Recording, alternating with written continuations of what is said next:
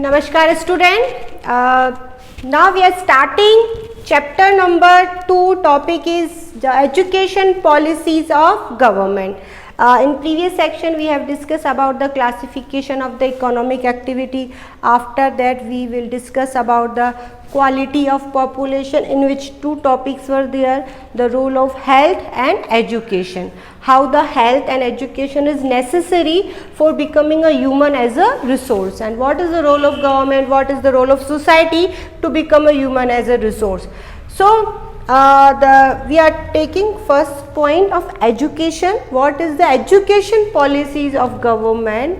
We are talking about the India. What programs are run by the government to become the human as a resource.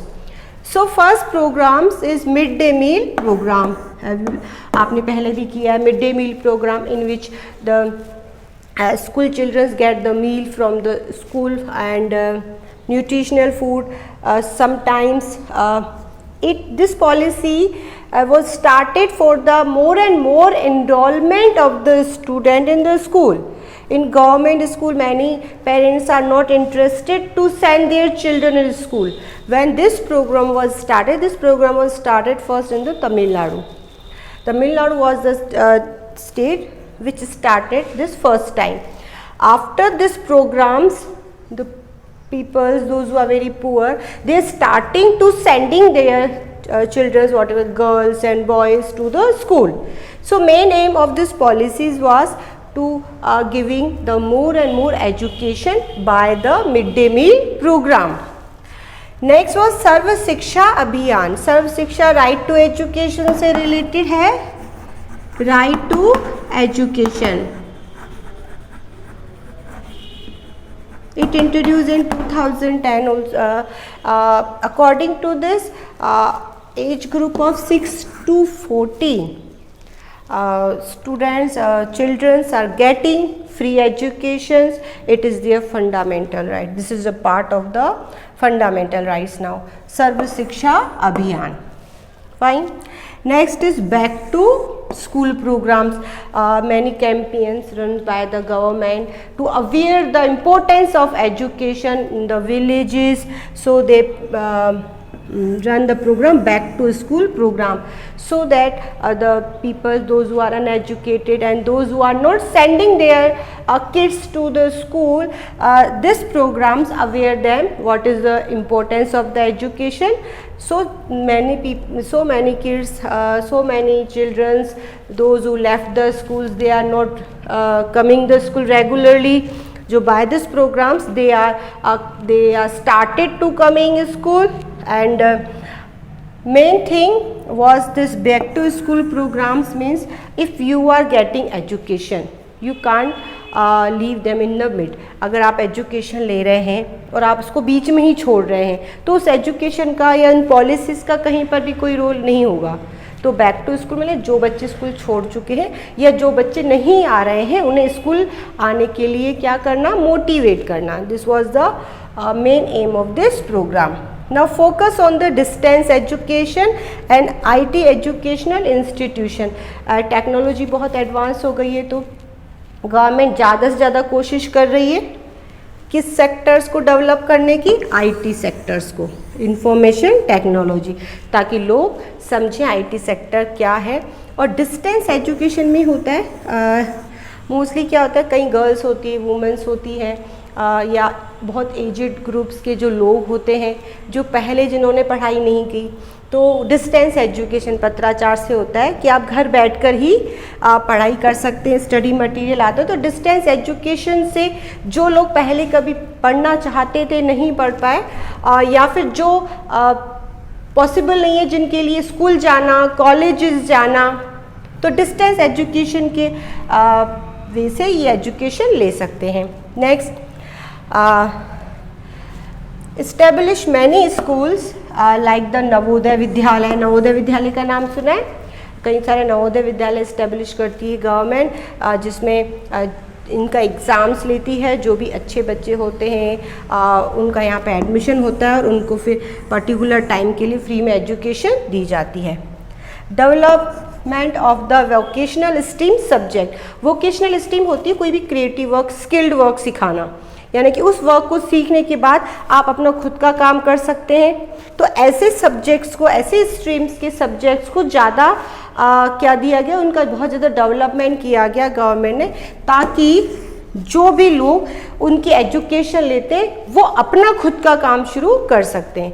So it's all about the educational policies of government. First was mid day meal programme, second Sarva Shiksha Abhiyan, back to school programme, focus on distance education and educational institution, IT जो institution है उनको उन पे focus करना।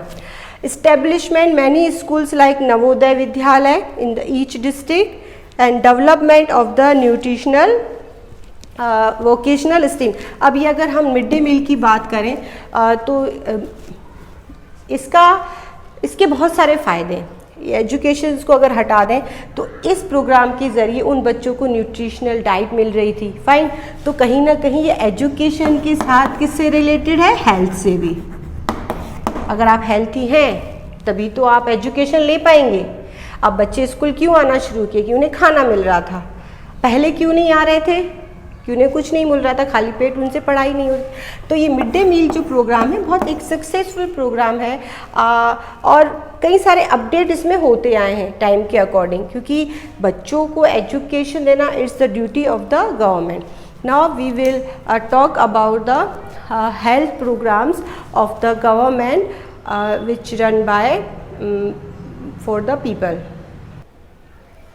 Now next topic is the health policies of government. We are talking about the quality of population, in which the importance of health and education is very important. So after the education policy of government, now we are talking about the health policies of government. First, the health of a person helps him to realize his potential and the ability to fight illness. ये हम पहले भी कर चुके हैं कि कोई भी person है, अगर if he or she is healthy, तो so he can realize their potential and he has ability to fight the illness. It means they have strong immunity power. The aim of our national policy is to improving the accessibility of health care, family welfare and nutritional services with a special focus on the underprivileged segment of the population. Mostly जो हमारी Indian जो policy है health की, उसका main जो है under privilege जो लोग हैं, प्रिविलेज यानी जो लोग बहुत गरीब हैं या जो इन चीज़ों को अफोर्ड नहीं कर पाते, तो उनके लिए हेल्थ केयर सर्विसेज प्रोवाइड कराना, ठीक है, फैमिली वेलफेयर प्रोग्राम्स करना, न्यूट्रिशनल डाइट देना उन्हें। आप कहीं भी देख लीजिए, किसी भी गवर्नमेंट हॉस्पिटल्स में चले जाइए, राइट हमने बात की थी आर्टिकल 21 की, याद है आपको? आर्टिकल 21 राइट टू लाइफ, है ना। अब राइट टू लाइफ के अकॉर्डिंग उसमें हेल्थ इंक्लूड है कि to providing health facility is the work of government, is a fundamental right.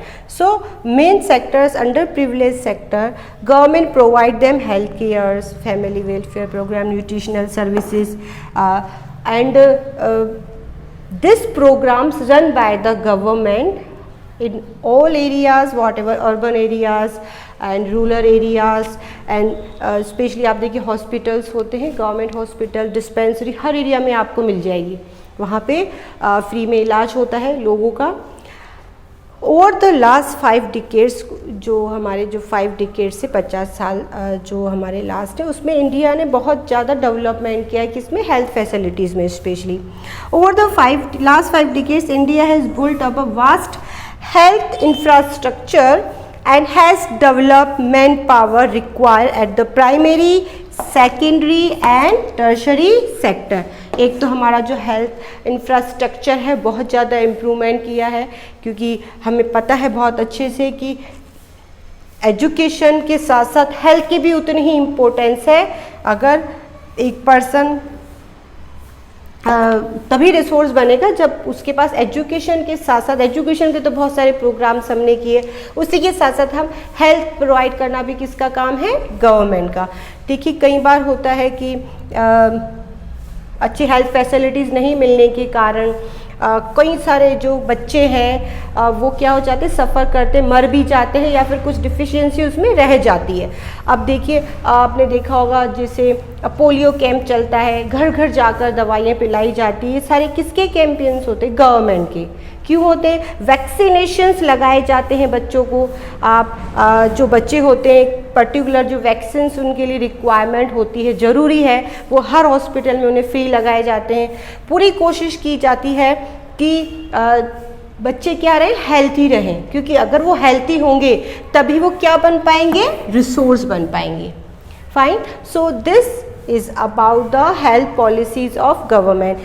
In first topic we have discussed about the classification of the economic activity, then we have discussed about the role of health and education, what is the role of health and education. After that we have described the education policies of government, and last we have discussed about the health policies of government. Now third point which we are going to start in this chapter is unemployment. Fine, so it's all about your chapter. We will meet again with the topic unemployment. Thank you students.